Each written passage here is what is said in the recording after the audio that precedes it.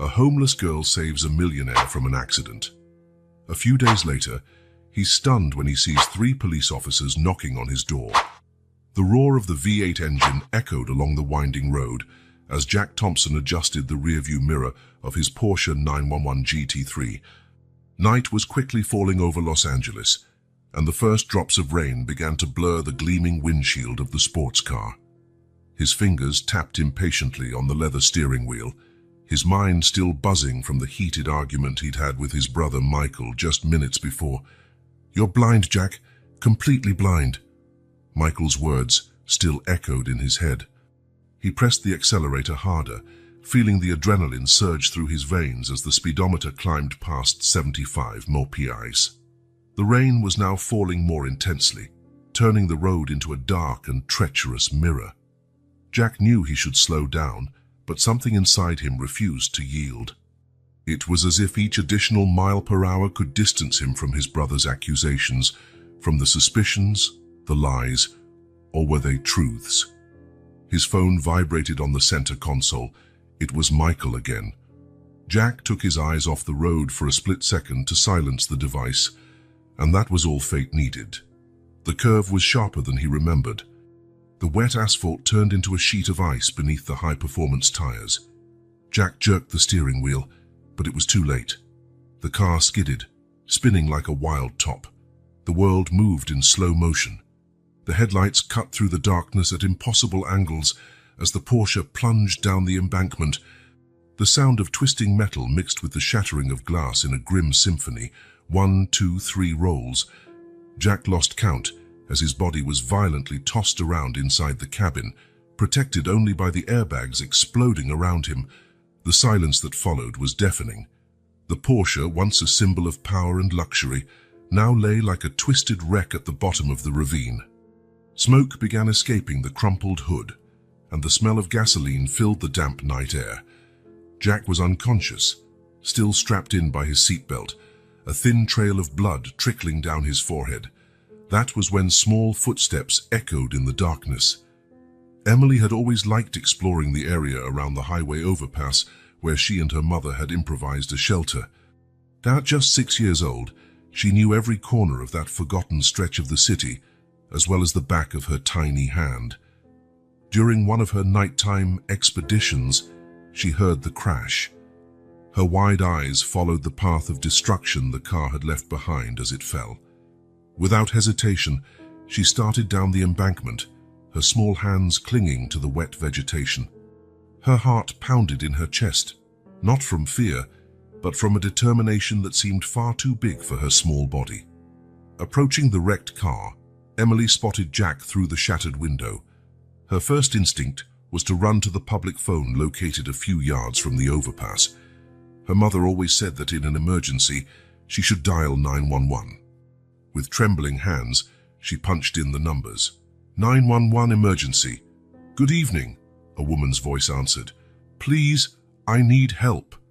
Emily's voice was steady despite her age. "There's a man trapped in a car that fell down the embankment. He's hurt, and there's smoke coming from the car." "Calm down, sweetheart. Can you tell me where you are?"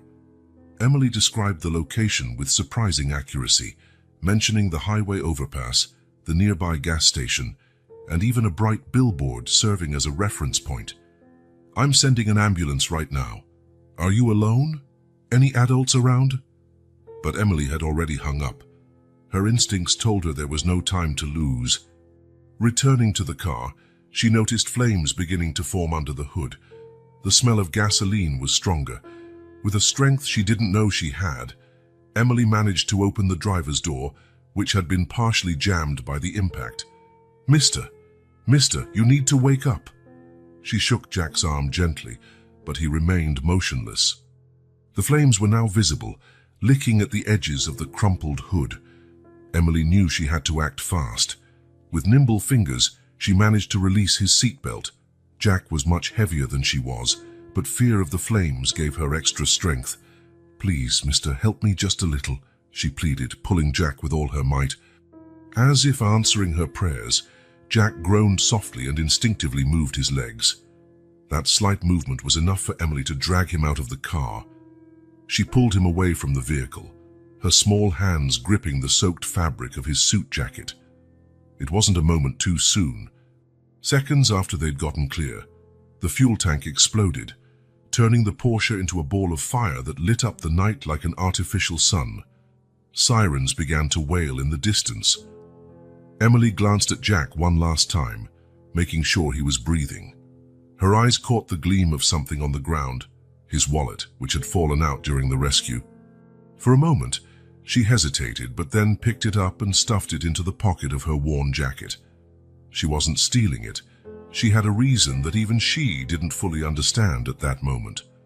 The ambulance lights were already visible at the top of the embankment when Emily vanished into the shadows, as quietly as she had appeared. Her small feet knew every shortcut, every hiding spot. Within minutes, she was back under the overpass, where her mother still slept, unaware that her little girl had just become a hero. Jack Thompson, the powerful CEO of one of the largest companies in the country, owed his life to a homeless girl whose existence he'd never even imagined. As the paramedics carried him to the ambulance, he mumbled disjointed words about an angel, a tiny angel with a child's voice, who had pulled him from the jaws of death. In the safety of her makeshift shelter, Emily clutched Jack's wallet, her fingers tracing the soft leather. Inside, along with documents and credit cards, there was a photo. A smiling man beside someone who looked very much like him. Emily didn't know it, but she was looking at Jack and Michael Thompson, and that photo would be the first piece of a puzzle much bigger than she could possibly imagine. Night returned to its usual silence, but something had changed forever. Jack Thompson's and Emily's lives were now intertwined in a way neither of them could predict. This was only the beginning of a story that would transform both in unimaginable ways. While the last embers of the Porsche crackled at the bottom of the ravine, Emily fell asleep next to her mother, still clutching the wallet to her chest. In her sleep, she dreamed of angels driving fast cars and of a future different from the one fate seemed to have in store for her. A future that, unbeknownst to her, had begun to take shape that rainy night when her small act of courage changed not just one life, but many others yet to come. The constant beep of heart monitors was the only music echoing through the ICU at Cedars-Sinai Hospital. Jack Thompson, who just hours earlier controlled a multi-billion-dollar corporate empire, was now fighting for his life in a hospital bed. Tubes and wires snaked around his motionless body as a team of doctors worked tirelessly to stabilize his vital signs. Cranial trauma, 3 broken ribs, ruptured spleen.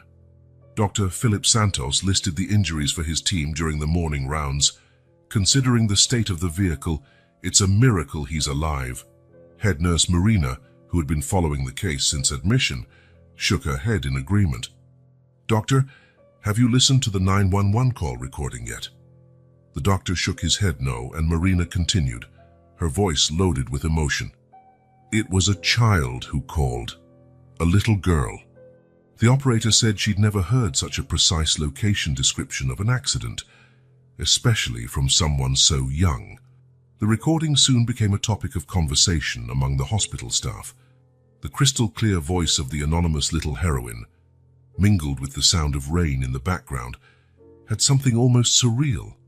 How could such a young child demonstrate so much presence of mind in such a critical situation? "And there's more," Marina added, consulting the rescue notes. When the ambulance arrived, they found Mr. Thompson a safe distance from the vehicle, which exploded minutes later. Someone dragged him out of the car. Someone small, judging by the marks on the ground and on his clothes. Dr. Santos moved closer to Jack's bed, watching the monitors with professional attention. This little girl didn't just save a life.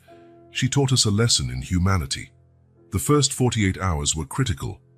Michael Thompson, Jack's brother, remained at the hospital, his face a mask of worry that occasionally shifted into something darker when he thought no one was looking. He answered the doctor's questions mechanically, but avoided elaborating on the argument that had preceded the accident. On the morning of the 3rd day, Jack began to show the first signs of consciousness. They started with small movements, fingers twitching slightly, eyelids fluttering. Then, like a diver surfacing, he rose from the darkness. The girl, were his first words, weak and halting. "Easy, Mr. Thompson." Marina adjusted his IV. "You're in the hospital. You need to rest." But Jack was uneasy. Fragments of the accident resurfaced in his mind like blurry puzzle pieces. The curve, the rain, the phone. And then, amid the chaos and pain, a child's voice. "Please, mister, help me just a little." "Where? Where is she?" His voice was little more than a whisper. "Nobody knows," Marina replied gently. "She disappeared before rescue arrived." In the days that followed, as his body slowly healed, Jack's mind fixated on one goal, finding his rescuer. He replayed the few moments of consciousness he had during the rescue, trying to recall any detail about the girl. But the memories were like water slipping through his fingers.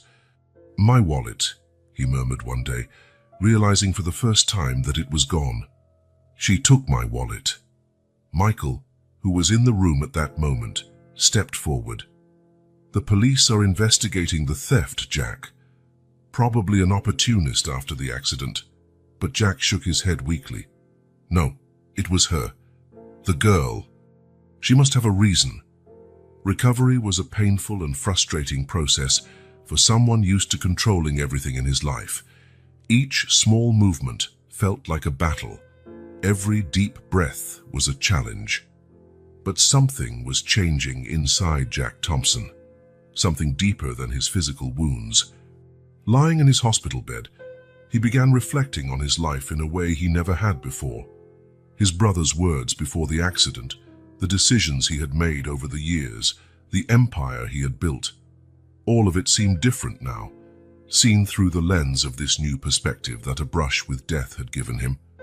"Marina," he called the nurse one night when pain kept him awake. "What did her voice sound like on the recording?" Marina smiled, sitting down beside the bed. It was against protocol, but something about Jack Thompson, once a powerful businessman now reduced to a broken man in search of answers, touched her heart. "She was very brave," Marina began. Her voice was steady. Even though she was so young, she knew exactly what to say, like she was born for that moment. Jack closed his eyes, absorbing each word. In his mind, an image of the girl began to form, not her face or physical traits, but something more essential, her spirit, her inner strength. "You know what impressed me the most?" Marina went on. "How she disappeared afterward. She didn't stay for thanks or rewards. She did what she had to do and vanished into the night like a real guardian angel." The nurse's words stirred something in Jack. An idea began to form in his mind, still hazy, but growing stronger by the day. He had resources, connections, power. If this girl really was homeless, as they suspected, he could use all of that for something bigger than profits and corporate takeovers. As his physical strength returned, so did his determination. Jack began jotting notes in a small notebook that Michael had brought him. Plans, ideas, possible paths to find the girl. But it wasn't just about finding her. It was about doing something meaningful. Something that could impact not just her life, but the lives of other children in similar situations. "Mr. Thompson," Dr. Santos entered the room 2 weeks after the accident. "Your tests show significant improvement. If you continue like this, we'll be able to move you to a regular room in a few days." Jack nodded, but his mind was elsewhere. In his notebook, a list was growing. Hire private investigators, check security cameras around the area, establish a foundation for homeless children, review the company's social responsibility policies. Michael observed his brother's notes with an unreadable expression. "You need to focus on your recovery, Jack. Let me handle the company." But Jack barely listened. For the first time in his life, the company was not his main concern. The girl who saved him had planted a seed in his heart, a seed of transformation that was beginning to bloom amid the pain and forced introspection of hospital confinement. That night, while the city slept outside, Jack Thompson made a silent vow. He would find his rescuer, not just to thank her, but to repay the gift of life she had given him. And in the process, maybe he could become the kind of person who deserved to be saved by an angel. What he didn't know was that his rescuer was closer than he imagined, sleeping under a nearby overpass, still clutching his wallet, as though it were an invisible link between two worlds that destiny had decided to intertwine in an extraordinary way. During her last round that night, Marina watched her patient finally drift off to sleep, the notebook still in his lap. In her years of nursing, she had witnessed many recoveries, but there was something different about this one. It wasn't just a body healing, it was a soul transforming. Outside, rain began falling over Los Angeles again, washing the streets and creating a silver curtain between the hospital and the rest of the world. Somewhere in that city of contrasts, a little heroine was also dreaming, unaware that her courageous act had sparked a transformation that would affect many more lives than just the one she'd saved that fateful night. Rachel watched the sky grow dark through the cracks in the highway overpass as she carefully folded the only blanket they owned. Her fingers, calloused from years of hardship, ran automatically over the patches she'd sewn herself. Each stitch was a story, each seam a memory of her daily struggle for survival. "Mom, look what I found." Emily came running, her little bare feet barely making a sound on the cold concrete. In her hands was a battered book she had fished out of some trash bin. The smile on her face was like a ray of sunlight cutting through the gloom under the overpass. Rachel felt her heart clench. Even in the harshest circumstances, her daughter found reasons to smile. "What treasure did you bring today, my love?" It was a book of fairy tales, its pages yellowed with age but still holding colorful illustrations of princesses and castles. Rachel took it gently, as if it were made of crystal. She used to be a teacher in another life before the world collapsed on her. As Emily snuggled into her lap, Rachel let her mind wander to the past. 5 years ago, she had everything. A steady job teaching literature at a private school, a small rented apartment, and dreams that felt within reach. Then came an unexpected pregnancy. Emily's father, a fellow teacher who had promised eternal love, disappeared the moment he heard the news. "The school can't keep a single pregnant teacher," the principal had said, masking the dismissal under a veneer of moral concern. "Think of the example for the students." Rachel swallowed hard, stroking Emily's hair at the memory. A health problem during the pregnancy drained her savings. She fell behind on rent. One by one, friends drifted away. It was remarkable how poverty had the power to make people vanish from your life. "Mom, read to me," Emily asked, her eyes shining with that innocence Rachel fought daily to preserve.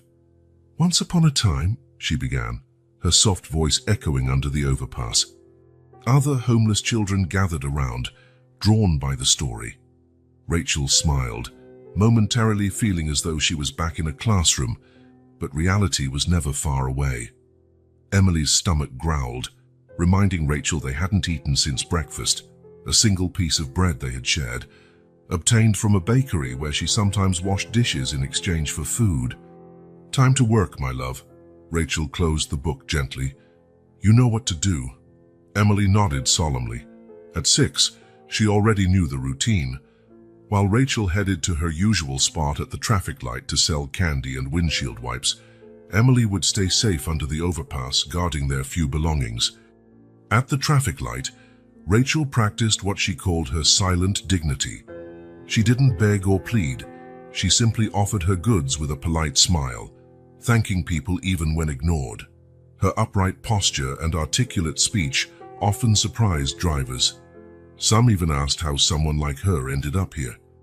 "Life sometimes takes us down unexpected roads," was her standard reply, avoiding deeper explanations that would only elicit pity or judgment. Between cars, Rachel planned. Every coin was counted twice. Every possible job was investigated. She had sent resumes to dozens of schools, but the address under the overpass and the gap in her work history closed doors before she could even try to open them. Still, she persisted. Every morning, she used the restroom at a nearby gas station to keep herself looking presentable. Her improvised uniform, a white t-shirt and jeans, always clean, was her armor against prejudice. Her hair, despite the lack of proper products, was kept neat in a simple bun. "Poverty doesn't have to take our dignity," she always told Emily. Back under the overpass at the end of another exhausting day, Rachel found her daughter organizing her treasures. Besides the newly found book, there was a small collection of objects salvaged from the streets. A broken comb, some plastic flowers, a half-used notebook, and now something new, a fine leather wallet. "Emily, where did you get this?" Rachel asked, her heart racing at the obviously valuable item. The girl hesitated for a moment, unusual for her normally transparent behavior. "It was from the man's car, Mom, the one I helped on that rainy night." Rachel sat down, pulling Emily close. Her daughter then recounted the accident, the rescue, the call to 911. With each word, pride and fear mingled in Rachel's chest. Pride for her daughter's courage and compassion, fear of what might happen next. "You did something very noble, my love," Rachel said, hugging Emily tightly. "But we need to return this wallet." "But Mum, what if he can help us?" Emily's voice carried a hope that broke Rachel's heart. "He seemed rich, with that fancy car." Rachel shook her head gently. "Our help will come from our own efforts, Emily. Honesty is the only wealth no one can take from us." That night, while Emily slept, Rachel examined the wallet by the faint glow of a distant streetlight. The name on the ID card made her gasp. Jack Thompson, CEO of Thompson Industries. She knew the name. Who didn't? He was one of the richest and most powerful men in the country. A business card fell from the wallet, and Rachel picked it up carefully. On it, besides the company's address, there was a personal phone number. Her fingers trembled slightly as she put the card back. Lying down next to Emily, Rachel pulled their patched blanket over them. The sound of cars passing on the highway above was their usual lullaby. In her mind, plans and possibilities formed and dissolved like clouds in the sky. Tomorrow would be another day of struggle, another day of forced smiles at the traffic light, searching for work, keeping hope alive. But tonight, for the first time in a long while, Rachel allowed herself to dream of something different. Not a magic rescue or miraculous solution, but the possibility of a small change. A small chance to show Emily that honesty and courage really could make a difference. Before falling asleep, Rachel whispered a prayer, not for herself, but for the man her daughter had saved. Wherever he was, she hoped he was okay. After all, in a world so full of indifference, the fact that her little Emily chose to help a stranger was proof she was doing something right as a mother. The night wind blew under the overpass, carrying the smell of rain. Rachel held Emily in her arms, feeling her daughter's soft breathing. Somewhere in the city, in a hospital room, Jack Thompson also dreamed of angels and rescues, two worlds so far apart, yet connected by one child's courageous act and a fine leather wallet. The night stretched on, covering the city with its dark mantle, equalizing mansions and overpasses under the same starry sky. And beneath that sky, mother and daughter slept, their dreams entangled with unspoken hopes and unrealized possibilities. The wallet, carefully kept among their few belongings, was more than an object. It was a symbol of a choice that would change their lives forever. Jack Thompson stood at the window of his penthouse office in the Thompson building, staring out over the city. 3 weeks after his recovery, he had returned to work, but his thoughts were far from the spreadsheets and reports piling up on his desk. "Mr. Thompson, your meeting with the social worker is scheduled for 2 p.m. Sandra, his secretary, announced for the third time that morning. She had noticed the change in her boss since the accident. The man once obsessed with business now seemed to be pursuing a far more personal goal. "Thank you, Sandra. And those 911 call records I requested? They just arrived by email," she answered, as efficient as ever. "I also got in touch with that nurse from Cedars Sinai, Marina. She's willing to help with anything you need." Jack nodded, his eyes scanning the city below. Somewhere in that labyrinth of buildings and overpasses was the little girl who had saved his life. The same city he once viewed merely as a battleground for his corporate victories now held a treasure he was determined to find. At exactly 2 p.m., Dr. Clara Mendez, a veteran social worker, entered his office. Her experienced gaze sized Jack up with a mix of curiosity and skepticism. "Mr. Thompson, I understand your gratitude, but let me be clear. Finding a homeless child in Los Angeles is like looking for a needle in a haystack." Jack leaned forward in his chair. "Doctor, I have unlimited resources and even greater determination. Tell me what we need and I'll make it happen." Clara adjusted her glasses, studying the notes on her tablet. "Based on the description, we're looking for a girl around 6 years old, probably living with her mother. The 911 call was made from a public phone near the accident site." "That's a start.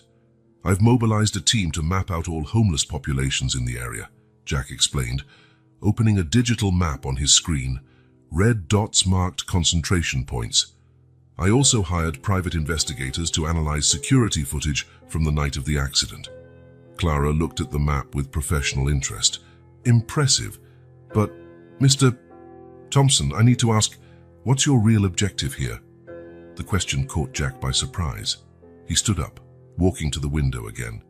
"When you come close to dying, Doctor, and someone saves you without asking for anything in return, it changes something inside you."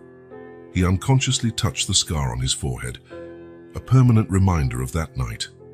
"It's not just about finding her. It's about understanding why a child who has nothing risked her life to save someone who has everything." Clara smiled, a gentle smile that softened her features.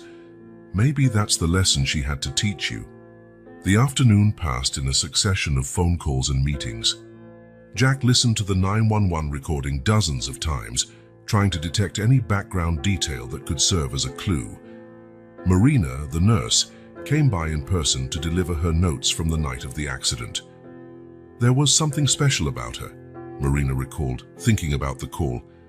A maturity beyond her years, like she was used to handling tough situations. Jack absorbed every piece of information, building in his mind a profile of his rescuer. The security cameras had captured only indistinct shadows on that rainy night, but every new detail was another piece of the puzzle. "Sandra," he called his secretary, "contact every school within a 3-mile radius of the accident site. I want to know about any student named Emily who stopped attending classes in the last few years." Michael showed up at the end of the day, his expression a mask of brotherly concern. "Jack, the board is worried. You've barely shown up at the important meetings." "Important is relative, Michael," Jack replied, not looking away from the investigators' reports. "While you handle the company, I have something more urgent to deal with." "A homeless child?" Michael let out a sound of disbelief. "Jack, be realistic. Even if you find her, what are you going to do? Adopt her?" Jack finally looked at his brother. "Why not?" "You always told me I needed to focus less on profits and more on people." A muscle twitched in Michael's face, so quickly Jack almost missed it. "I'm just trying to protect you, brother. Sometimes people do things out of self-interest. This whole story seems a bit too convenient." "Convenient?" Jack stood, confronting his brother. "She saved my life and disappeared without asking for anything. What kind of interest could that be?" Michael raised his hands in a gesture of surrender. "I'm just trying to look out for you, Jack." After Michael left, Jack stayed in his office late into the night. The city lights outside formed a bright mosaic, each point a life, a story. Somewhere in that sea of lights, a little anonymous heroine might be looking at the same sky. His phone buzzed. It was another report from the investigation team. A witness reported seeing a woman and a young girl frequently near the accident site. The woman often sold candy at a traffic light. Jack's heart raced. This was the first concrete lead. On his desk was a stack of documents awaiting his signature. Proposals for reorganizing the company, including the creation of a new foundation aimed at children in vulnerable situations. It was no longer just about finding Emily. It was about turning his gratitude into something bigger, something that could affect other lives as well. The phone rang again. It was Clara Mendez. Mr. Thompson, I just received some interesting information. One of the schools mentioned they had a teacher named Rachel who disappeared a few years ago while pregnant. The timing matches the approximate age of the girl we're looking for. Jack felt a surge of hope. Send me everything you have on that immediately. As he waited for the files, he reflected on his transformation over the past few weeks. The man who once thought only of acquisitions and mergers was now fully absorbed in the search for a child. Ironically, that search was teaching him more about humanity than all his years in the corporate world had. Sandra entered with a final cup of coffee. "Sir, don't you think you should go home to rest?" Jack smiled, taking the cup. "Not yet, Sandra. I have a feeling we're close. Very close." What he didn't know was that at that exact moment, just a few miles away, Rachel held his wallet in her hands, making a decision that would alter the course of all their lives forever. On Jack's desk lay a photo of the accident scene, showing small footprints in the mud where Emily's feet had left their mark, like steps toward destiny, pointing to a meeting that was about to happen, a meeting that would transform not just two lives, but an entire circle of existences connected by a child's act of courage on a stormy night. The doorbell of the Thompson mansion rang through the living room precisely at 7:15 in the morning. Jackie, who had barely slept while reviewing the latest reports about Emily, watched through the security camera as three figures in dark suits stood at his door. Their LAPD badges gleamed in the early sunlight. "Mr. Thompson?" The man leading the group spoke as soon as Jack opened the door. "I'm Detective Roberts, Los Angeles Police Department Homicide Division. These are Detectives Silva and Mendonça. We need to talk about your accident." Jack felt a chill down his spine. "Homicide? Certainly, come in. But why is Homicide interested in a car accident?" Roberts, a middle-aged man with sharp eyes that seemed to catalogue every detail of the environment, smiled without humor. "Because it might not have been just an accident, Mr. Thompson." In the living room, the three investigators positioned themselves strategically. Roberts took the main armchair while Silva, a woman with Asian features and an analytical expression, remained standing, observing the family photos on the wall. Mendonça, the youngest of the three, readied a digital recorder. "For the record," Roberts began, "this is a preliminary interview about the incident on the night of January 15, 2025, involving the Porsche 911 GT3 owned by Jack Thompson. Mr. Thompson, please tell us about the events leading up to the accident." Jack took a deep breath, organizing his thoughts. "I had just left a tense meeting with my brother Michael, right here at home. It was raining and What was the reason for the tension?"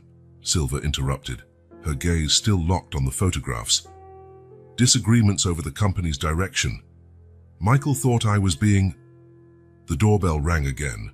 As if summoned by the mention of his name, Michael Thompson walked into the room, his impeccable suit contrasting with his anxious expression. "Jack, Sandra called me about the police." He turned to the detectives. "Michael Thompson, brother and executive vice president of Thompson Industries. Why wasn't I notified about this visit?" Roberts observed the dynamic between the brothers with professional interest. "Mr. Michael Thompson, your presence is convenient. We were just discussing the argument that preceded the accident." Michael sat down next to his brother, taking on a protective posture. "As an attorney, I advise my brother not to continue without legal representation." "No need for that, Michael," Jack intervened. "I have nothing to hide." Roberts gestured to Mendonça, who pulled a folder from his briefcase. "Mr. Thompson, Jack, we had our tech department analyze your vehicle. We found something interesting." The photos Mendonça laid on the coffee table told a disturbing story. Close-ups of the brake system showed clear signs of tampering, a tiny puncture in the brake fluid reservoir, almost imperceptible, but fatal at high speed. This, Roberts pointed to one of the images, was not caused by the impact. It was done beforehand with surgical precision. Jack felt his blood run cold. Michael leaned in to examine the photos, his face a mask of shock and indignation. "Are you suggesting someone tried to kill my brother?" Silver finally stepped away from the family photographs on the wall. "Mr. Thompson, do you have any idea who might want you dead?" Jack let out a humorless laugh. "I'm the CEO of one of the biggest companies in the country. The list of people who don't like me is considerable." "Be more specific," Roberts pressed. "We have a particular interest in your recent negotiations with the Castellari Group." The mention of that name made Michael tense almost imperceptibly. Jack, however, was fully absorbed by the implications of sabotage. The negotiations to acquire Castellari technology, yeah, they were tense. Antonio Castellari was not happy when we uncovered some irregularities in his accounts. "Irregularities?" Roberts arched an eyebrow. "Systematic accounting fraud," Michael explained in a professional tone. "Our legal department was preparing a report for the SEC." Silver typed rapidly on her tablet. "What about Aurora Enterprises?" "We have information about a recent dispute over patents." The next 2 hours were a deep dive into the corporate underworld. Every contested negotiation, every hostile takeover, every lawsuit was a potential murder motive. Roberts listened intently, occasionally exchanging meaningful looks with his colleagues. "We'll need access to all documents related to these transactions," Roberts finally announced. "Our legal department will provide everything," Michael offered quickly. "But I suppose you're also interested in my brother's mysterious rescuer." Michael's casual comment caused a subtle shift in the room's atmosphere. Roberts leaned forward slightly. "Ah, yes. The Miracle Girl, as the press has dubbed her. Curious that she never showed up for any thanks, isn't it?" "Are you implying something, Detective?" Jack felt a protective surge toward his unknown savior. "Just observing that, in our experience, coincidences rarely are just coincidences. A homeless kid shows up exactly at the right time, saves your life and vanishes without a trace." "With all due respect," Jack rose to his feet, voice taut with reined-in emotion. "That girl risked her life to save me. She is not part of any conspiracy." Mendonça, who had been quiet for a while, cleared his throat. "Mr. Thompson, you mentioned your wallet went missing that night." "Don't even think about it," Jack cut him off. "If she took my wallet, I'm sure she has her reasons. And when I find her, I intend to thank her personally." Roberts watched Jack curiously. "So you're actively looking for her?" "Yes, and before you ask, I've hired private investigators. Not to arrest her or press charges, but to help her." Silver and Mendonça exchanged glances. Roberts closed his notebook with a decisive snap. "Mr. Thompson, we need you to remain available for further questioning. And..." He hesitated for a moment. "If you find the girl, we'd like to talk to her as well. As a key witness, of course." After the police left, Michael stayed in the living room, watching his brother with concern. "Jack, this is more serious than we thought. If someone really tried to kill you..." "I know, Michael, and I plan to find out who..." Jack walked over to the window, watching the detective's car pulling away. "But first, I need to find Emily. Don't you see how the two things might be connected?" Michael argued. What if she's not just an innocent kid? What if someone's using her?" Jack turned to face his brother. "You weren't there, Michael. You didn't see what I saw. You didn't feel what I felt. That girl, there's something special about her. Something genuine." Michael sighed, giving in. "All right, you're my brother.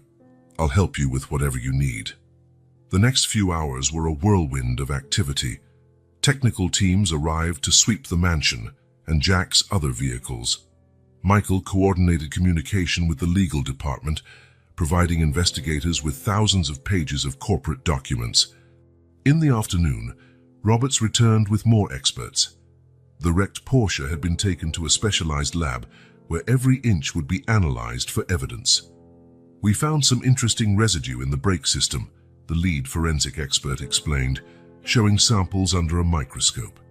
"The cut was made with a specific industrial tool. We're tracing all recent purchases of this kind of equipment." Jack watched everything with a growing sense of unreality. In just a few weeks, his life had turned into a corporate thriller, attempted murder, police investigations, and a mysterious savior. "Mr. Thompson," Roberts called him aside during a break in the analyses. "I need you to understand the gravity of the situation. Someone with access, technical know-how, and motive tried to kill you, and that person is probably still close by. You're suggesting it was someone inside the company." Roberts only gave him a significant look before walking away. That night, after everyone had left, Jack remained in his office, Roberts's words echoing in his mind. On the wall, a map of the accident area was covered with dozens of notes. His personal search for Emily. His phone vibrated. It was Sandra, his secretary. "Sir, that social worker, Clara Mendez, called. She says she has news about this teacher, Rachel." Jack felt his heart pound. Even amid all the attempts on his life and investigations, finding Emily remained his top priority. "Thank you, Sandra. Schedule a meeting with her first thing tomorrow." He stood, moving toward the window. Outside, the city sparkled under the night sky, holding its secrets. Somewhere out there was a brave little girl who'd saved his life. Somewhere out there was also someone who had tried to take it. Michael was right about one thing. The two stories might be connected, but not in the way his brother imagined. Jack had a growing suspicion that finding Emily wouldn't just be about gratitude or redemption. It might be the key to uncovering the entire mystery. His phone vibrated again. It was a text from an unknown number. "Not all angels have wings. Some have a child's eyes and a pure heart. Take care, Mr. Thompson. There's more at stake than you think." Jack reread the message several times, a chill running through him. When he tried calling back, he discovered the number didn't exist. On his desk, photos of the destroyed car seemed to mock him. Among them, a small detail caught his eye, a child's handprint on the fender, preserved in the dried mud. The same hand that saved him had left its mark, like a signature of fate. Roberts was right. Coincidences rarely are just coincidences. But sometimes, Jack thought, the universe conspires in mysterious ways, intertwining lives and destinies in a complex web of redemption and revelation. Night wore on, and with it, the certainty that every step closer to Emily would also bring him closer to the truth about who had tried to kill him. The question was, would he be ready for what he would find at the end of this journey? In his pocket, the mysterious text glowed on his phone screen like a warning of what was to come. His search for the little savior had turned into something much bigger, a race against time, where every discovery could be both a blessing and a curse. The top-floor conference room at the Thompson building had been turned into an improvised investigation center. Glass panels covered the walls, filled with photos, documents, and diagrams connected by colorful lines. At the center of the oval table, Jack Thompson studied reports as Detective Roberts presented his latest findings. "Antonio Castellari is no longer in the country," Roberts said, pointing to a photo of the Italian businessman. "He left the United States 2 days before your accident. One-way ticket to Milan." Michael, who was closely following everything, frowned. "Running away or building an alibi?" "Maybe both," Roberts replied, spreading more documents across the table. "But the interesting part isn't where Castellari went, but who he met with before leaving." Surveillance photos showed Castellari at a discreet restaurant in Beverly Hills, accompanied by a familiar figure, Ricardo Aurora, CEO of Aurora Enterprises. "Our two main rivals having dinner together?" Jack leaned over the images. "That doesn't make sense. Aurora and Castellari have always hated each other." "Unless," Michael interjected, "they've found a common enemy." Roberts nodded, picking up another file. "In the last 48 hours, we've identified a series of suspicious transactions. Castellari Technology transferred a large sum of money to a shell company in the Cayman Islands.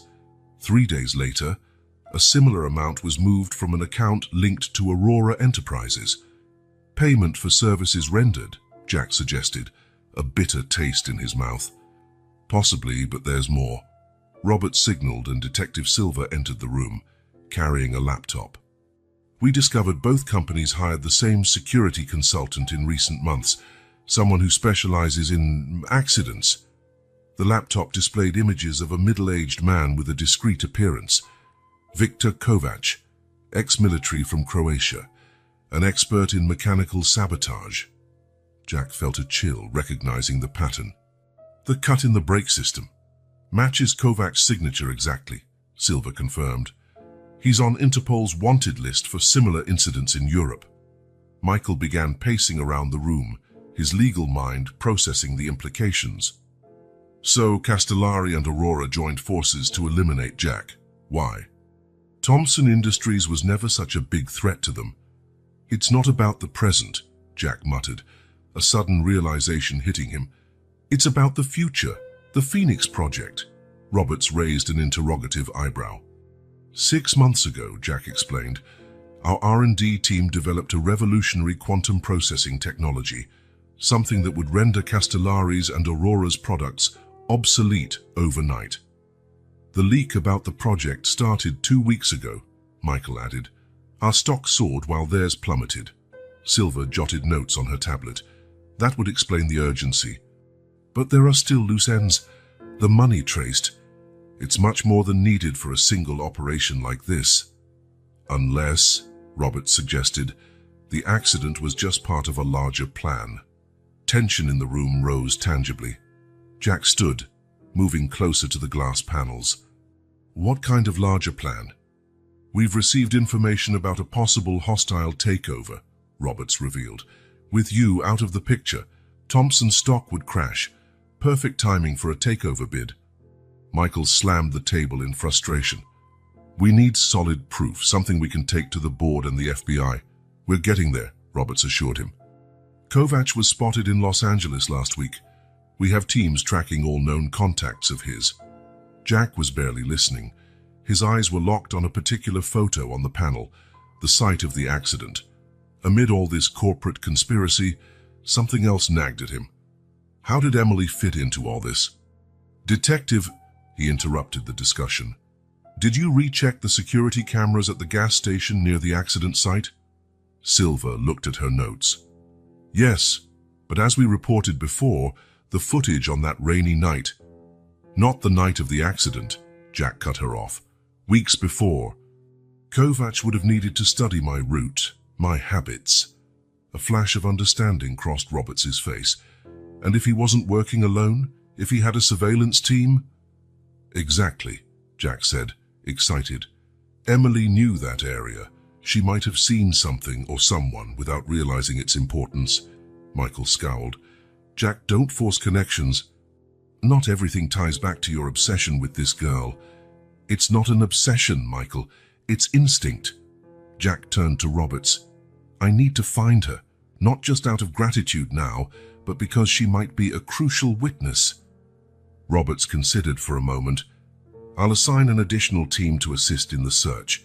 But Mr. Thompson, you must understand, if she really saw something, she could be in danger. The realization hit Jack like a punch in the gut. If Kovac or his associates suspected a little street girl could identify them, we have to find her first, he declared, his voice urgent.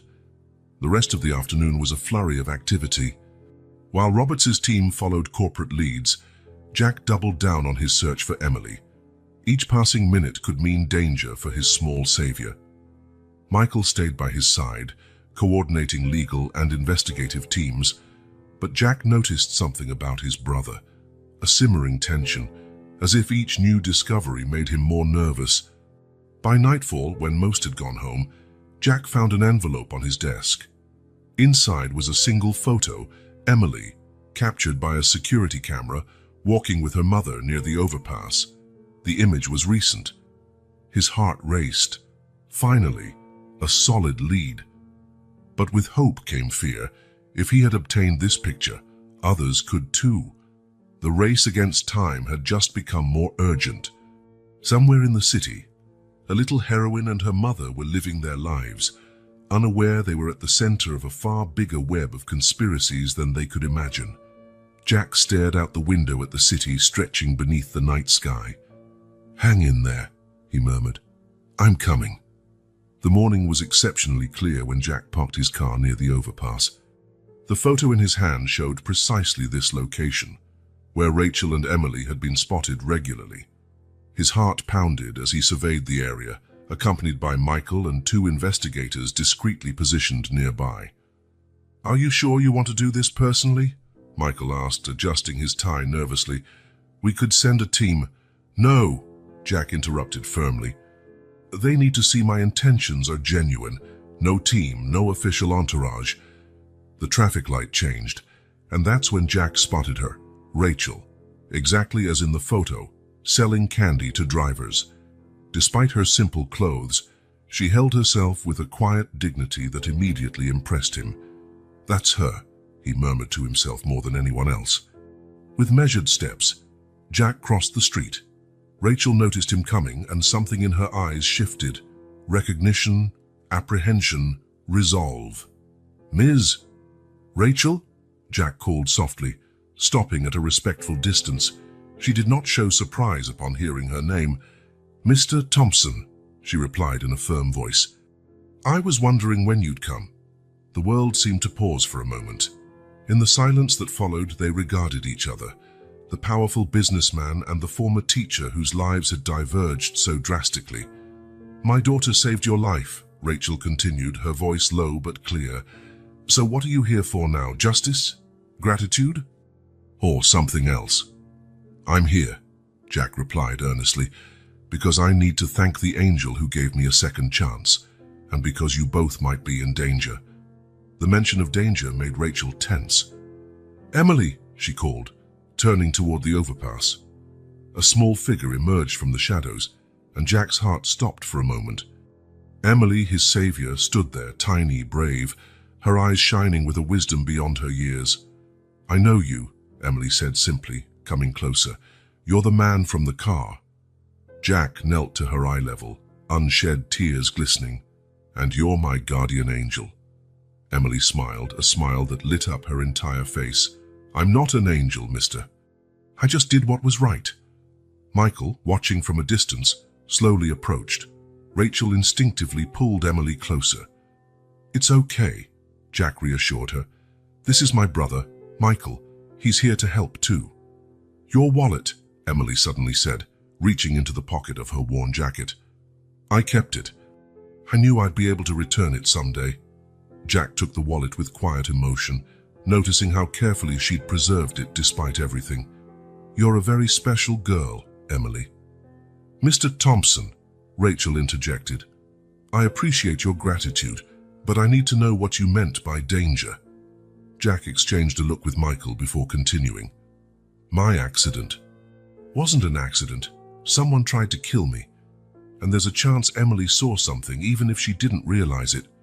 Rachel went pale, wrapping her arms protectively around her daughter. "So those men—" "What men?" Michael asked quickly. His interest piqued. "The week before the accident," Emily answered in her childlike voice laced with memories, "there were some strange men around here. One of them had an accent." Jack and Michael shared a significant glance. "Kovac." "We need to get you out of here," Jack declared. "I have a safe house ready, with all the protection you'll need." Rachel hesitated, years of distrust battling against the urgency of the situation. "Why should we trust you?" "Because your daughter trusted me that night," Jack answered softly. "She didn't have to save me, but she did the right thing. Now it's my turn to do the same." Emily tugged at her mother's sleeve. "He's a good person, Mum. You can see it in his eyes." Michael cleared his throat, checking his watch. "We need to move. We've been exposed for too long." Rachel looked over their few belongings under the overpass. Books, clothes, memories of a life turned upside down. "We should get our things." "I'll have someone retrieve them safely," Jack promised. "Right now, it's most important to keep you both safe." The drive to the safe house was silent, heavy with unspoken emotions and thoughts. Emily sat between Jack and Rachel in the back seat of the armored SUV, occasionally casting curious glances at the man she had rescued. "You know," she said at one point, "that night I was scared, but something told me I had to help." Jack felt his heart tighten. "You're braver than most adults I know, Emily." The safe house was actually a mansion in a gated community, guarded discreetly but effectively at every entrance. Rachel looked around with a mix of awe and discomfort. I know it's a lot to take in, Jack said, leading them inside. But I promise I'll explain everything. You deserve to know the whole truth. Michael oversaw their placement, ensuring all security protocols were followed. There was something in his efficiency that felt almost anxious. That night, after Emily finally fell asleep in her first real bedroom, Rachel and Jack talked on the veranda under a star-studded sky that seemed the same as ever, though everything had changed.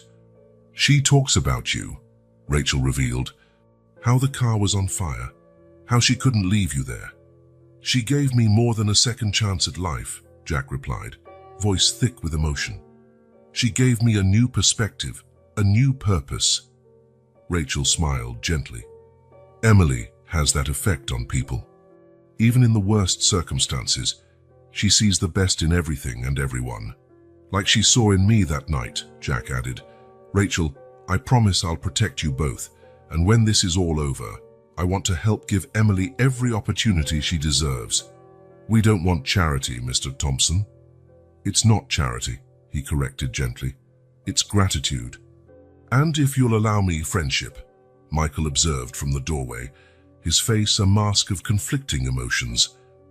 I'll reinforce security, he announced, stepping away quickly. That first night in the safe house marked the start of something new.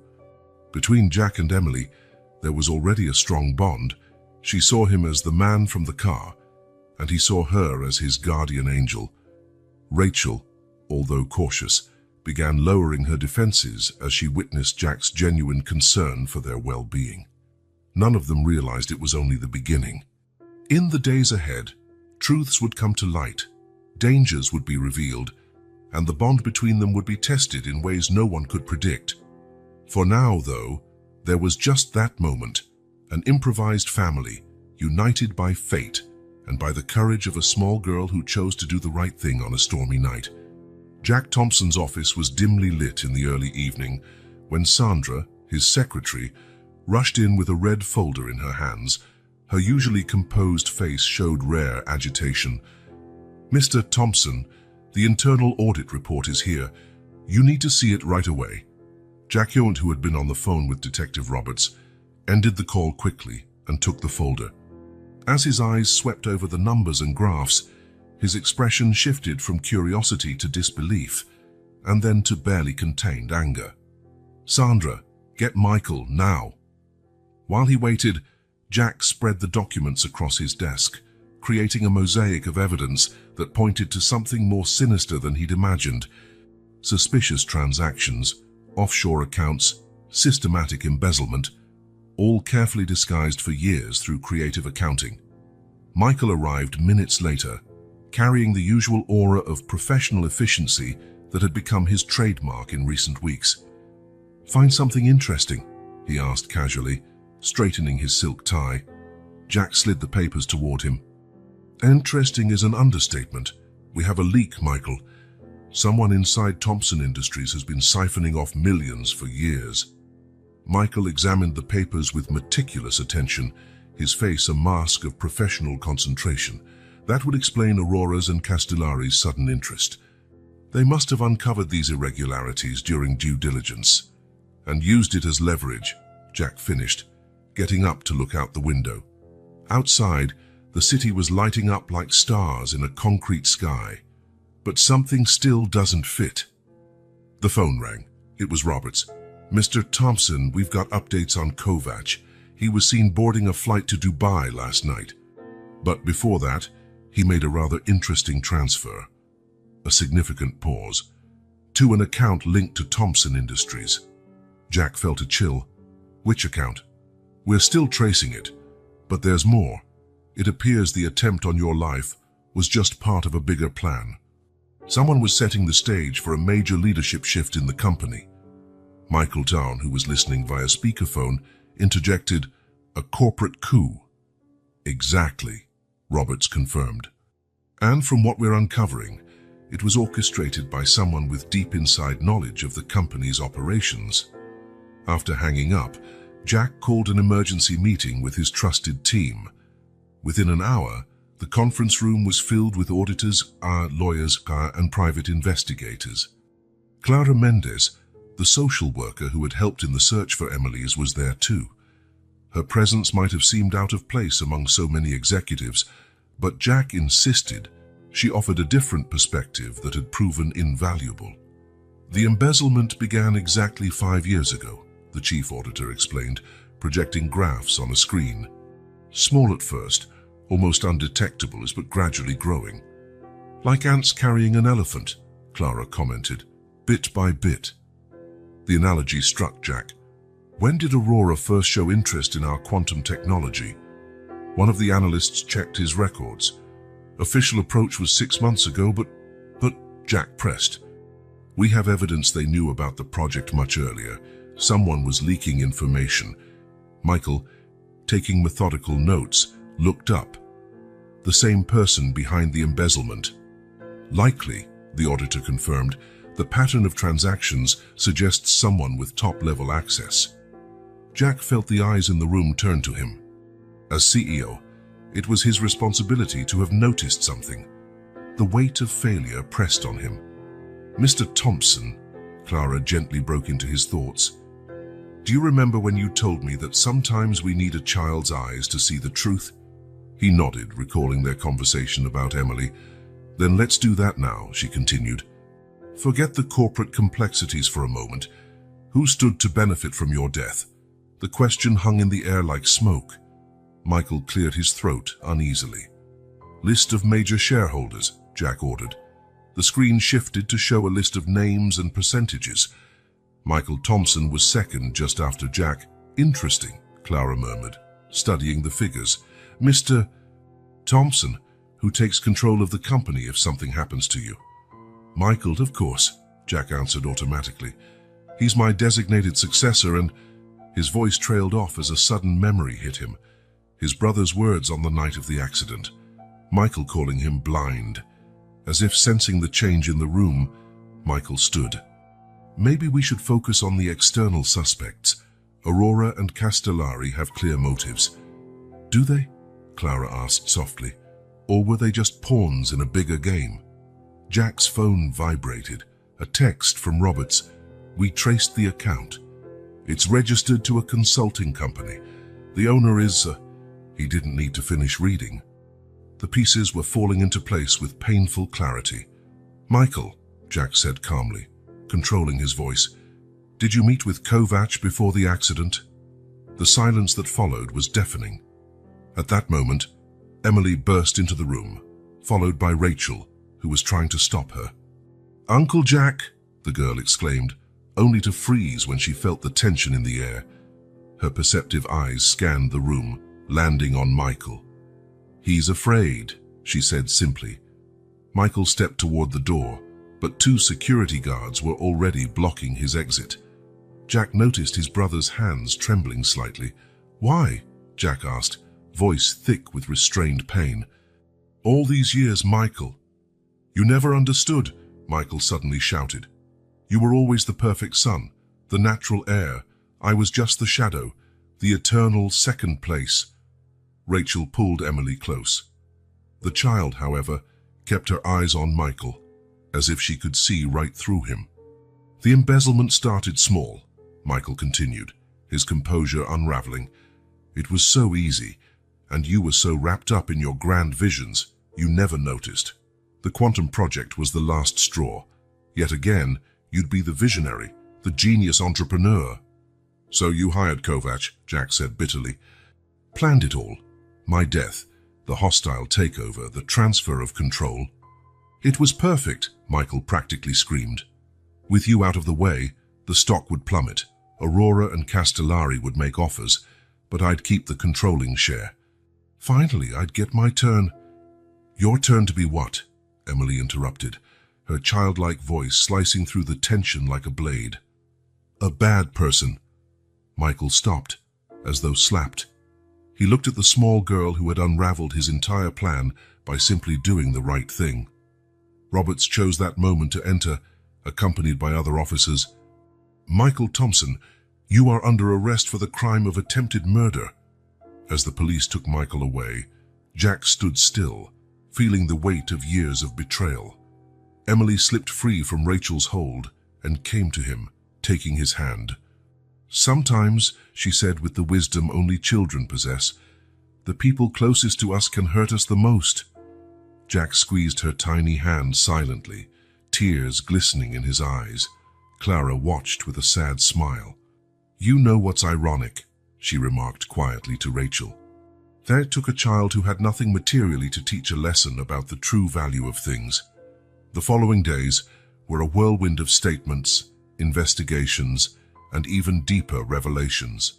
The media had a field day with the scandal, but that night, as the truth finally came to light, Jack Thompson understood that sometimes you have to lose something to gain something far more valuable. Emily, his little savior, had not only saved his life that rainy night, she had also stopped an even greater tragedy from unfolding. And now, looking at her and Rachel, Jack realized he'd found something Michael, with all his ambition, could never grasp: the true meaning of family. Night fell over Los Angeles, and with it, the last pieces of the puzzle slid into place. But this wasn't a story with a purely happy or sad ending. It was a story of redemption, second chances, and of how sometimes you must lose a brother by blood to gain a family by heart. In Jack's pocket, the wallet Emily had returned now seemed heavier. Inside it, the old photo of the two smiling brothers served as a bittersweet reminder that appearances can be deceiving, and that true loyalty can come from the most unexpected places. The investigation would continue, revealing even more layers of conspiracy and betrayal. But that night, while Emily told stories to distract everyone from the tension, Jack Thompson finally understood that his little rescuer had not only saved his life, she had saved his soul. The Los Angeles Federal Detention Center carried a tense atmosphere that morning. On the 12th floor, a specially prepared interrogation room awaited its occupant. Michael Thompson, once the respected executive vice president of Thompson Industries, now wore handcuffs and a gray prison uniform. Detective Roberts methodically arranged a series of folders on the metal table. Each document had been carefully selected to tell a story of betrayal, greed, and a conspiracy, stretching far beyond what anyone had initially imagined. "Let's start from the beginning, Mr. Thompson," Roberts said, his calm voice honed by years of extracting confessions from white-collar criminals. "And this time, we want the whole truth." In the adjacent observation room, behind a one-way mirror, Jack Thompson watched his brother with a mixture of emotions he couldn't fully decipher. Next to him, Clara Mendez offered a silent but comforting presence. "Do you recognize this document?" Robert slid a sheet across the table. Michael examined it, his face a mask of studied indifference. It was a bank transfer dated 10 years ago, the first in a long series of embezzlements now coming to light. "That's when it all began, Dees," Michael finally spoke, bitterness lacing his words enough to surprise even the most seasoned investigators. "The day our father announced his decision regarding the company's succession." Roberts waited, letting the silence do its work. "I was the oldest," Michael went on, his voice trembling with long-repressed anger. "I had the best diplomas, the best training. I spent my whole life preparing to run Thompson Industries, but Jack was always the favorite." In the observation room, Jack felt a pang in his chest. Childhood and youth memories rearranged themselves under this new light. The reserved looks from his brother, the veiled comments, the emotional distance he'd always chalked up to work stress. "That first transfer was almost a test," Michael continued, his fingers drumming nervously on the table. "I wanted to see if anyone would notice, if Jack's perfect system had any flaws. When nobody did, well, it was like opening a door I couldn't close anymore." Roberts opened another folder, revealing surveillance photos. "And these meetings with Aurora executives, when did they start exactly?" Michael laughed, a humorless sound. "They approached me. They already knew about the embezzlement. Apparently, I wasn't as careful as I thought. Then, instead of turning me in, they offered a partnership. It was ingenious, really. Use my own crime as leverage for something much bigger." The next hours brought increasingly shocking revelations. The conspiracy unraveled into an intricate web of corporate corruption, involving some of the country's biggest companies. Aurora and Castellari were just the tip of the iceberg. The quantum project changed everything, Michael explained, slowly collapsing under the weight of his confessions. When Jack announced its development, it was too revolutionary. It would reshape the entire market. Aurora would collapse. Castellari would lose decades of tech development. We couldn't allow it. So Kovac came into play, Roberts filled in. He was perfect, Michael admitted, a feverish gleam in his eyes, not just for his technical expertise, but because he understood the bigger picture. It wasn't only about killing Jack, it was about creating the perfect controlled chaos. The accident, the market panic, the plummeting stocks. I would emerge as the company's savior, the leader everyone needed. In the neighboring room, Jack had to sit down. Clara offered him a glass of water, which he accepted with trembling hands. "Mr. Thompson," she said softly, "Emily has been asking about you again."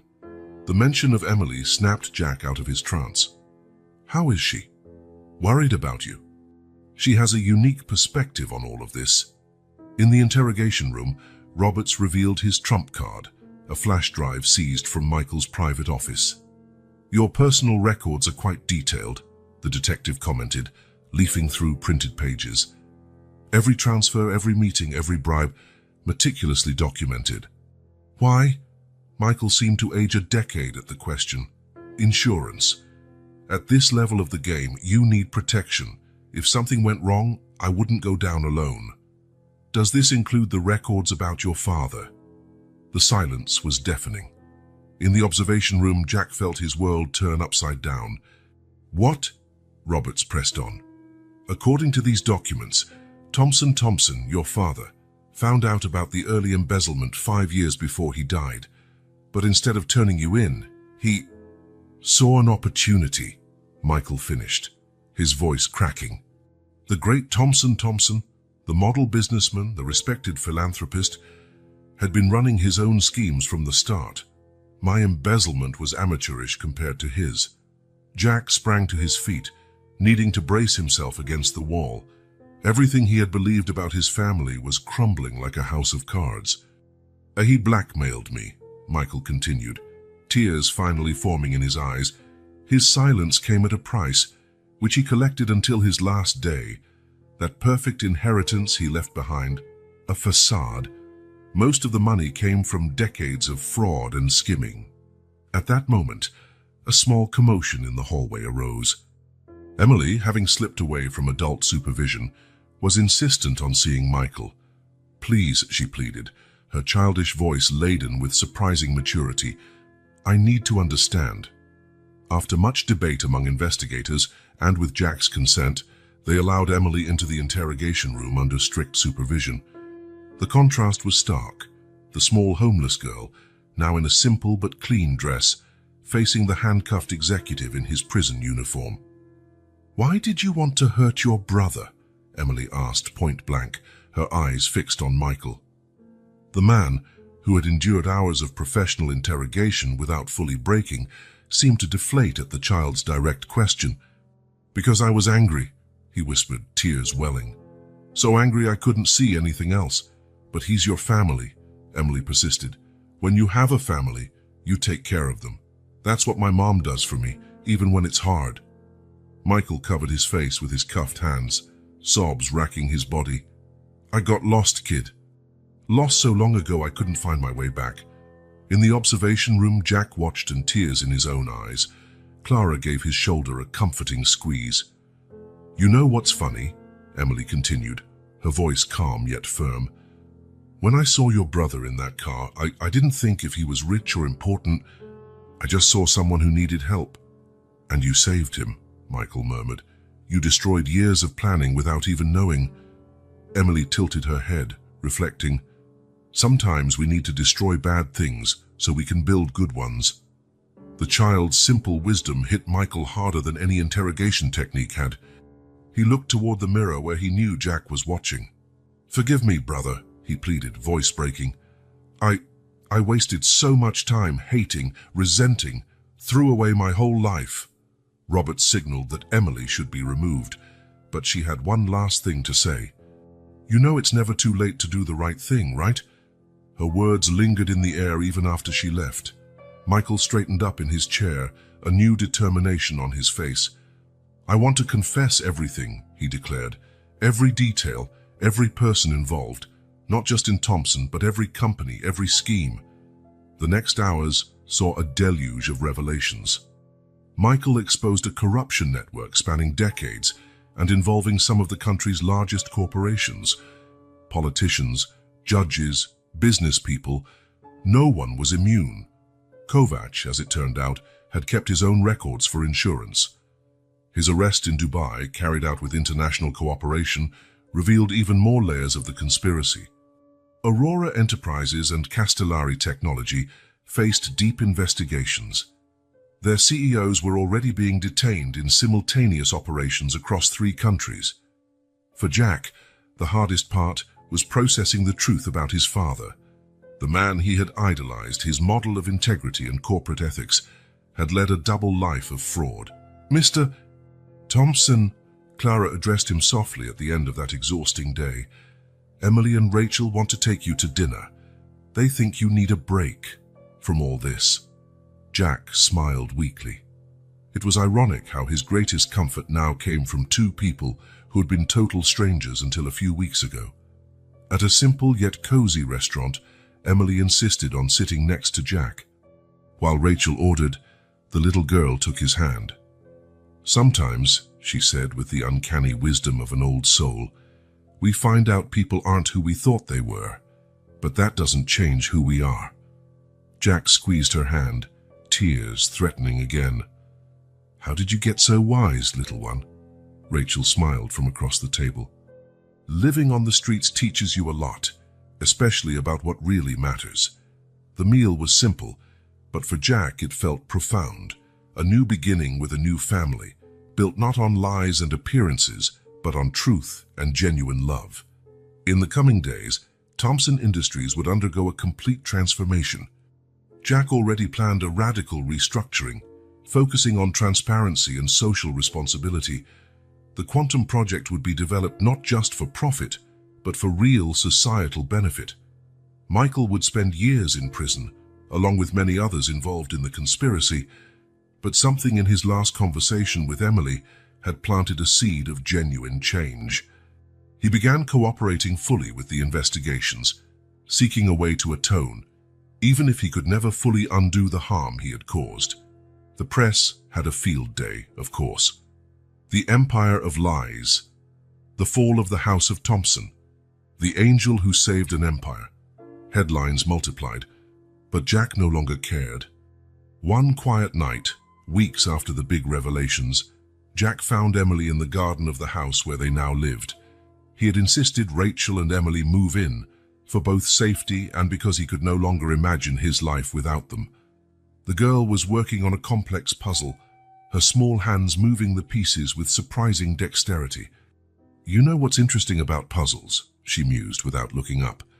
"Sometimes you have to look really close to see where each piece fits, but other times you need to step back to see the whole picture."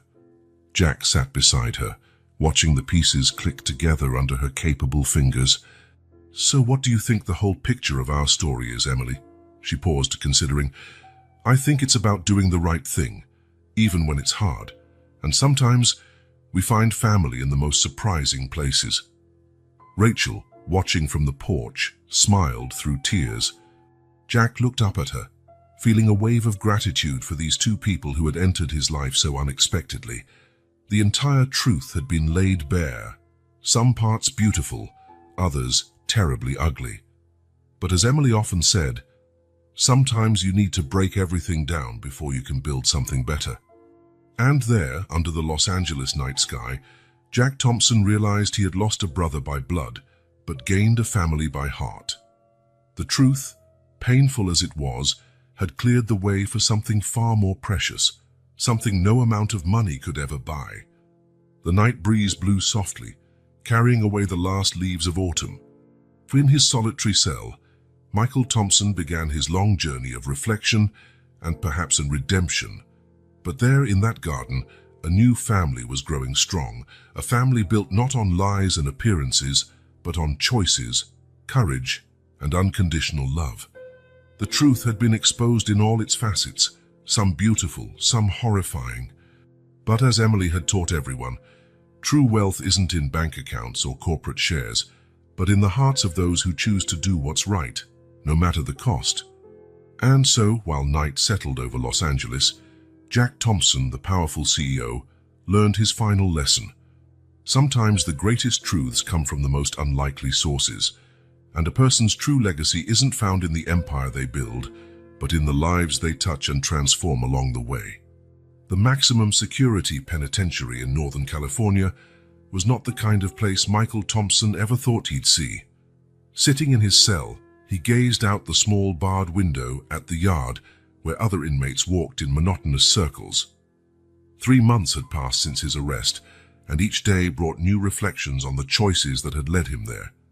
A guard knocked on the metal door. "Thompson, you've got a visitor." Michael looked up, surprised. Since his sentencing, he hadn't received any visitors, nor had he expected any. He was led to the visitor area, where a familiar figure waited. "Jack?" His brother sat at the metal table, appearing both familiar and foreign at once. The last few months had left their marks on both men.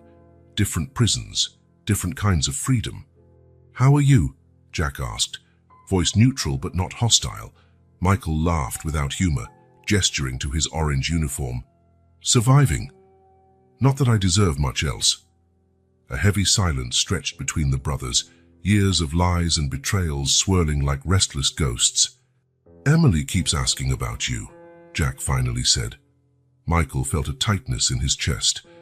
The girl who had dismantled all his plans with a single act of kindness continued to affect his life in unexpected ways. "How is she?" "She's doing well. Rachel too. Jack hesitated. "We're becoming a family." The word struck Michael like a punch to the gut, not out of envy or anger, but out of a deep understanding of what he had lost. "You know," he began, voice trembling, "I spend entire nights awake thinking about when it all went wrong. Not the plan or the conspiracy, but me. When did I let resentment destroy everything good inside me?" Jack observed his brother, really observed him, for the first time in a long while. The arrogant, calculating man had been replaced by someone older, broken, yet paradoxically more human. "Dad had a lot to do with it," Jack replied gently. "He set us against each other from a young age. Constant competition, favoritism. He programmed us for this." Michael nodded slowly. "But you escaped that programming. I didn't." "Did I really escape?" Jack countered. "I spent years obsessed with success, numbers, acquisitions. It took nearly dying and being saved by a homeless kid to realize what actually matters." The words hung between them, laden with truth and possibility. "You know what's ironic?" Michael said after a moment. "Emily taught me more about family in 5 minutes than Dad did in a lifetime." Jack smiled faintly. "She has that gift." Just yesterday, she was explaining how puzzles are like people. Sometimes we need to completely break ourselves to rebuild the right way. She's still that wise? Wiser every day. Rachel says she's always been like that, even on the streets. Always seeing the best in people, always believing in second chances. Michael took in the words, tears threatening to fall. "Do you think there's a second chance for someone like me, Jack?" The question lingered, heavy with decades of shared history. "I think it's a choice you have to make every day from now on," Jack answered honestly. "It won't be easy. A lot of people were hurt. Many lives were affected. But if Emily taught me one thing, it's that it's never too late to do the right thing." Michael wiped his eyes with the sleeve of his uniform. "I've been cooperating with the investigations, every document, every contact, every scam. I'm turning it all over. I know, Roberts keeps me informed. He said your cooperation is helping dismantle one of the biggest corporate corruption networks in the country." "It's not about a reduced sentence," Michael insisted. It's the only thing I can do now. Try to fix a little of the damage I caused." Jack nodded, understanding. Thompson Industries is undergoing enormous changes. We're restructuring everything with a focus on transparency and social responsibility. The Quantum Project. We'll develop it to benefit society, not just for profit. Emily gave me some interesting ideas about how the technology can help homeless communities. Michael smiled genuinely, for the first time in a long while. She really changed you, didn't she? She changed us, Jack corrected, in different ways but just as deeply. Visiting time was running out. The brothers looked at each other, decades of stories reflected in their eyes. Jack, Michael said as his brother stood to leave, tell Emily, thank you for showing me there's still goodness in the world, even when we don't deserve it. I will. And Michael, this isn't a goodbye, it's a new beginning. In the weeks that followed, a subtle transformation took place. Michael dedicated himself to prison rehabilitation programs, especially those focused on education. His expertise in finance and management soon made him a valued teacher among the inmates. Meanwhile, Jack immersed himself in the renewal of Thompson Industries. With Rachel's help, her teaching background proving invaluable, he developed social programs aimed at education and professional training. Emily remained the heart of it all, her unwavering optimism serving as a beacon for everyone around her. It was her idea to use part of the quantum technology for advanced educational platforms. You know, she said to Jack during one of their evening walks in the garden, sometimes people do bad things because they never got a chance to learn the good stuff. Jack paused, once again marveling at the natural wisdom of his little savior. How did you get so wise, little one? Emily smiled, that radiant smile that could light up everything around her. You learn a lot living on the streets, Uncle Jack. You learn everyone has a story, everyone deserves a chance to tell it. Rachel, observing from the porch, felt tears of pride. Her daughter, forced to grow up so quickly, was now helping others grow too. The healing process was slow but steady. Jack began visiting Michael regularly, gradually rebuilding the bridge destroyed by years of resentment. It wasn't easy. There were days of anger, deep sadness, days when the weight of betrayal was overwhelming. But there were also moments of light. Like when Emily insisted on sending Michael a drawing, a colorful puzzle with the message, sometimes we need to break to put ourselves back together in the right way. He hung the drawing on his cell wall, a daily reminder that redemption is a choice made moment by moment. Under Jack's new leadership, Thompson Industries became a model of ethical corporate governance. The scandal that could have destroyed the company instead served as a catalyst for profound change. It's like a phoenix, Emily observed one day while flipping through a magazine article about the company's comeback. Rising from the ashes, stronger and prettier. Jack smiled, hugging his soon-to-be daughter. The adoption process was underway with Rachel's blessing. They would become a family, a different kind of family, built not on blood ties but on deliberate choices of love. One particularly meaningful afternoon, Jack received a package at the office. It was a letter from Michael, along with a meticulously written journal. Dear brother, the letter began, this journal contains everything, my motivations, my fears, my regrets. It's not an attempt to justify what I did, but to understand it. Maybe it can help others avoid the same mistakes. Emily taught me that sometimes our worst choices can be lessons for others to make better ones. Jack read the journal that night while Rachel and Emily slept upstairs. Each page was a deep dive into his brother's psyche, a journey through jealousy, anger, and finally remorse. You should publish this, Rachel suggested when he showed it to her. It could help young entrepreneurs understand the real price of greed. The idea took root, evolving into yet another Thompson Foundation project, a corporate ethics program based on real-life cases. Learning of the initiative, Michael cried in his cell, not tears of sadness, but relief that some good might arise from his wrongdoing. They discovered that redemption wasn't a destination, but a journey of small steps, small choices, small moments of courage and truth. Emily, in her childlike but incisive wisdom, put it best. Sometimes we have to forgive, not because they deserve it, but because we deserve peace. And so, under the Los Angeles sky, a new story began to unfold. A story not of revenge or ambition, but of forgiveness and new beginnings. A story proving that sometimes the greatest miracles come in the smallest packages. A homeless girl who not only saved a life, but redeemed an entire family. The house was perfect, not too big, not too small, with a cozy yard and a tall tree ideal for a treehouse. Emily ran from room to room, her eyes shining with a joy that made Rachel's heart constrict with emotion. "Mom! Mom!" "Come see my room," she called, her voice echoing off the freshly painted walls. Rachel followed her daughter, still trying to process how drastically their lives had changed. The house in this quiet corner of the city was more than she had ever dared to dream during those years on the street. Jack observed them from the doorway, smiling. "Are you sure it's not too much?" Rachel asked for the 1,000th time. "It's the least I can do," Jack replied simply. "Besides, we're family now." The adoption process had been finalized the previous week, making Emily officially a Thompson. But it was more than just a name, it was the symbol of a fresh start for them all. "Uncle Jack," Emily called from her new room. "Can we really build a treehouse?" "Of course, kiddo, I've already got the plans drawn up. How about we start this weekend?" Rachel watched the interaction with tears in her eyes, seeing her daughter, who had endured so much, finally live a normal childhood was a dream come true.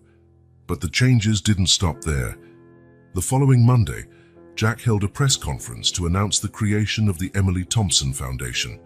This foundation, he explained to the gathered reporters, was born out of a brave act by a little girl who showed me what humanity really means. Our goal is to identify and support families in vulnerable situations, not only providing immediate aid, but also the tools for lasting transformation. Emily sat in the front row between Rachel and Clara Mendez, blushing shyly as camera flashes popped around her.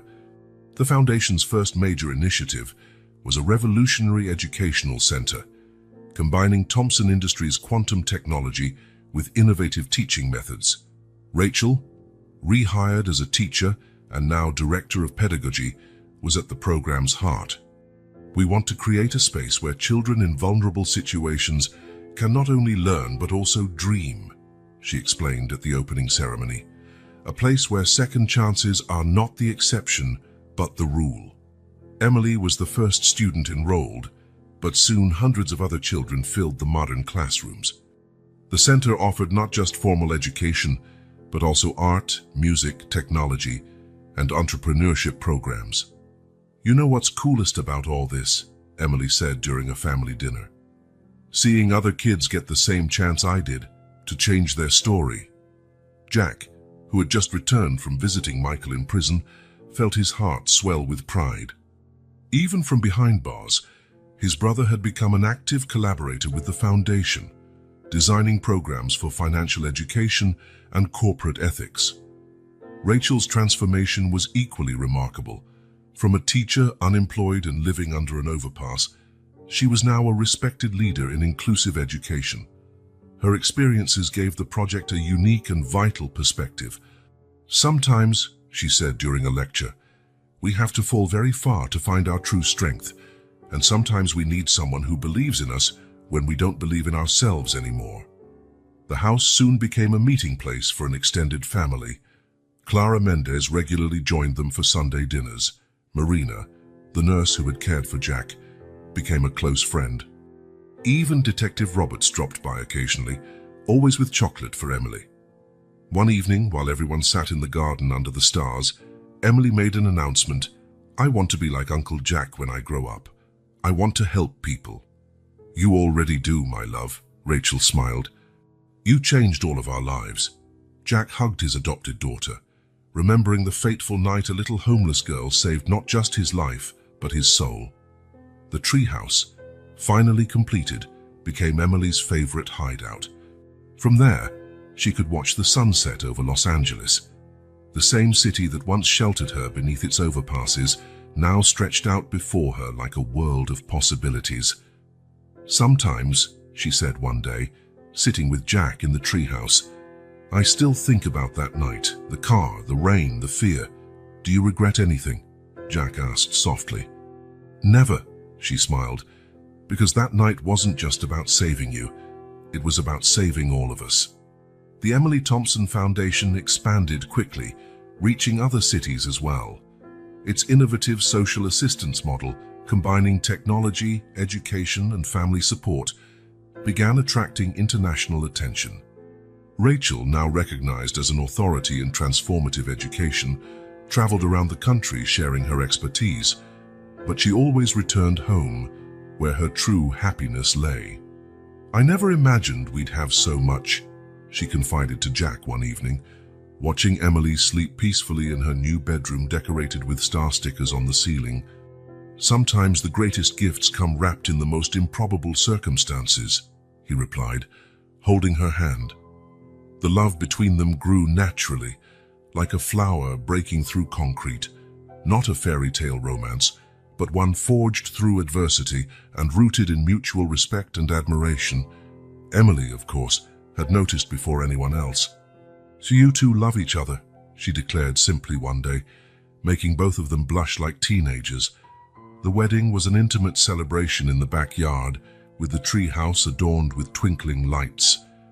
Emily served as flower girl, her white dress matching her radiant smile. Michael watched the ceremony via video call from prison, silent tears rolling down his face as he witnessed his new family being officially formed. And so, under the starry Los Angeles sky, a story that began in tragedy and betrayal turned into a tale of love, hope, and redemption. Her story proving that sometimes angels come in small sizes, and the true miracle isn't just being saved, but learning how to save others. Emily Thompson, the girl who once had no home, now possessed not only a home, but also a mission. Her story inspired other children to believe in second chances, possibilities, and miracles. And every night before sleeping, she gazed at the stars through her window and smiled, knowing she had found her true purpose, to be a light for others, just as she had been on that rainy night when she chose to save a stranger. The future was more than bright. It shone with infinite possibilities and unconditional love. A living testament to the fact that sometimes happy endings aren't endings at all, but just the beginning of something even more extraordinary.